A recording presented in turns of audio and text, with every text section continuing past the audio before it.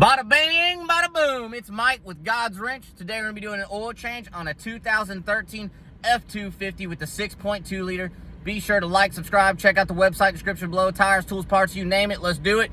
Ain't nothing to it but to do it. Woo! All right. First things first, lift your vehicle. I'll link a video down below on how to lift your vehicle. But then take your oil cap off. This will allow for the oil to drain faster. There's your drain plug and your oil filter. Right now, I'm facing the oil pan from the back of the truck, so pretty much like you're standing at your tailgate looking at your bed. That's where I'm at. It's right behind your front diff. You ain't got a front diff. It's just behind your front tires. Anyways, break that oil filter loose. You can get some pliers on the website. Loosen it. Let the oil drain out. Pull it off. Get a rag so you don't burn your hand and get your hand dirty. Let the oil continue to drain out.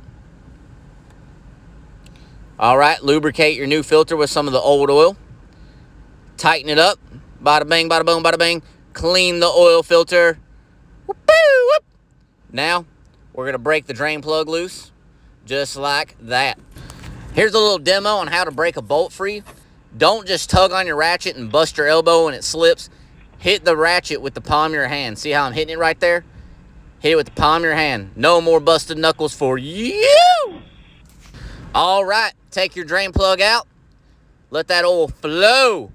Once it's done flowing, tighten your drain plug back up. Now, you don't want to get it too tight. You really just want to snug it up. Like, once it's kind of tight right there, like it's hand tight, give it a little, done. Don't want to strip out a drain plug or an oil pan. All right. I totally said to take your oil cap off first. I totally didn't do that here. But all well, it's okay. It'll still drain out. Just doesn't drain out as fast. Put 7 quarts in there. Some 6.2s take 530, but they all take 7 quarts. All right. All right. 7 quarts almost, but close enough. Check your oil after you start it and let it run for like 10 seconds.